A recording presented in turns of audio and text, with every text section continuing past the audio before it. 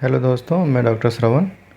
आज हम लोग बात करेंगे कि बच्चे के गले से खर खर की आने वाली आवाज़ को कैसे समझें और उसके लिए घर पर क्या करें। दोस्तों, बच्चा जब छोटा होता है तो उसके नेज़ल पैसेज जो होते हैं, मोस्टली वो नाक से ही सांस लेता है। जब सोता है तब भी, और जब दूध पीता है तब भी वो नाक से ही सांस लेता है। ऐसे में जब बच्चे छोटे होते हैं तो बच्चों में नेज़ल पैसेज थोड़ा सकरा होता है, नैरो होता है। और नेज़ल पैसेज को स्मूथ रखने के लिए और एयर का एंट्री अच्छे से होता रहे, इसके लिए म्यूकस उसमें होता है, जो कि कभी कभी वो म्यूकस ठीक हो जाता है, म्यूकस सूख जाता है। तो म्यूकस सूख जाता है तो नेज़ल पैसेज को ब्लॉक करने लगता है। जब नेज़ल पैसेज को ब्लॉक करता है तो उसमें उस खर खर की आवाज़ आना शुरू होती है, जो कि नाक से आती है। जब बच्चा दूध पीता है तो मोस्टली उस टाइम भी आती है। और बड़े लोग करते क्या है कि बड़े लोग ब्लो करके उसको साफ़ कर लेते हैं, लेकिन छोटे बच्चों में वो आता नहीं। वो छोटे बच्चे अपने आप नहीं कर पाते हैं, तो इसलिए उसके लिए कुछ उपाय करना होता है। जैसे मार्केट में इजीली अवेलेबल है नेसो क्लियर नॉर्मल सलाइन का ड्राप आता है। उस ड्राप को लें और एक एक ड्राप दोनों नाक में डालें और हल्का हल्का स्मूथली थोड़ा मसाज करें नाक के ऊपर। ईज़िली वो चीज़ें ख़त्म हो जाती हैं और बच्चे को आराम मिल जाता है। उसके बाद थोड़ा सा कॉटन लेकर के या कॉटन का कपड़ा लेकर के थोड़ा सा नाक को साफ़ कर दें। इससे बच्चा कंफर्ट फील करता है। और दूसरी चीज़ है, कभी कभी घरघराहट की आवाज़ आती है, जो कि गले से आती है। मोस्टली बच्चा लेटा जब रहता है तो मुंह में बनी हुई जो लार होती है, कुछ तो लार बाहर निकल जाती है जब बच्चा बैठा रहता है या उस तरीके से, और कुछ जब लार नहीं निकल पाती तो वो लार वापस जाती रहती है लेटने के बाद। वो जाके गले में ठीक हो जाती है। गले में जाके ठीक होने से गले में थोड़ा दिक्कत होती है, वो जम जाती है।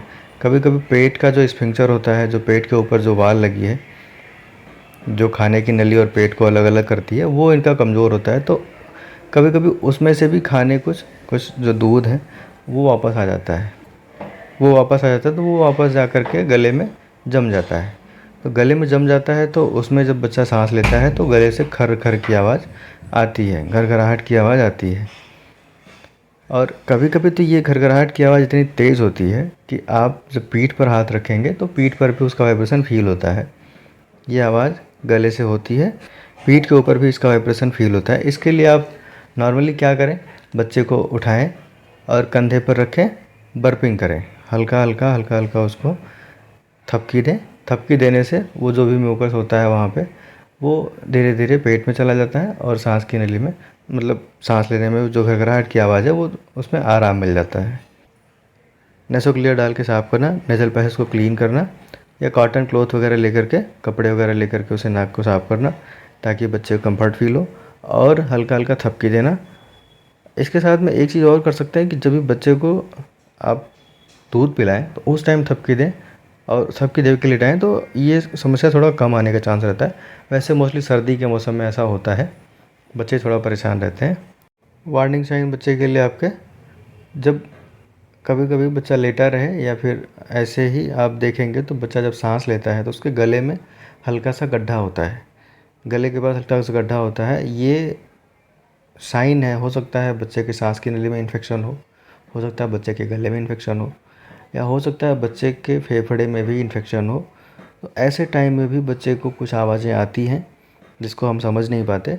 और इसके साथ साथ में बच्चे को हो सकता है कि बुखार हो, बच्चे की सांस तेज़ चल रही हो, बच्चे की पसलियाँ चल रही हों, या बच्चा दूध नहीं पीता हो, दूध में इंटरेस्ट कम हो उसका, या बच्चा सुस्त लगे, या बच्चा लगातार क्राई करे। ऐसे कंडीशन पर भी बच्चे को हॉस्पिटल ले जाना और बच्चे के लिए किसी अच्छे डॉक्टर से मिलना बहुत ज़रूरी होगा। धन्यवाद।